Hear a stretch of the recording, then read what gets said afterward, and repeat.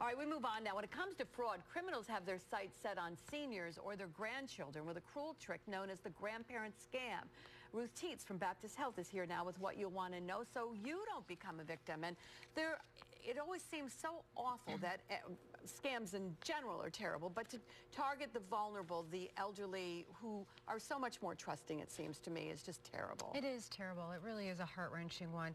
The exact details of the scam vary widely, but our senior will often receive a phone call from someone pretending to be their grandchild in distress. They'll claim to be in trouble or say they had an accident with a rental car, or they were on spring break and got a DUI and need money for a lawyer, that they're in trouble. They don't want mom and dad to know. So, Grandma, Grandpa, can you help me out and send me some money? And then, emotions get going and it just takes on a whole, terrible life of its own. And oftentimes before they do some due diligence to find out where that child might be, is he safe, is she safe, whatever, they've sent the money.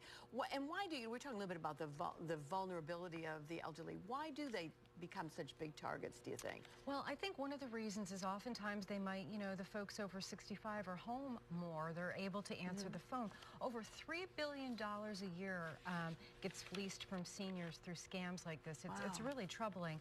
And I think what happens often is they get a phone call from their grandchild. They want to help them. Maybe they don't hear from them enough. And then one thing leads to another, and they're wiring money before they realize what they're doing. One of the things that they can do to protect themselves a little bit is make sure that they ask the question to their grandchild of something personal that only they would know, an imposter wouldn't know, like maybe the name of the high school they went to or the name of their pet, something like that. Yeah, and that seems to me the most critical part. Now that, by now I think everybody is aware of this, or if not, this is a good reminder that this is out here, this grandparent scam. But are there other safeguards that people can take to protect themselves? Absolutely. Don't wire money over the phone unless it's you have a reason to do it and you know why you're doing it. Don't do it on an emotional whim. And make sure that you know who you're talking to. Make the person identify themselves. We have information on this. We have a handout that we'd be delighted to send out to you. If you want to just contact us at Baptist, we'll take care of it. Okay, that's bapthealth.com on the web and 370-4700. There it is. There's your graphic, and you can also go to our website, and all that information there is there as well. We're going to take a break, and we'll be back with more in just a minute.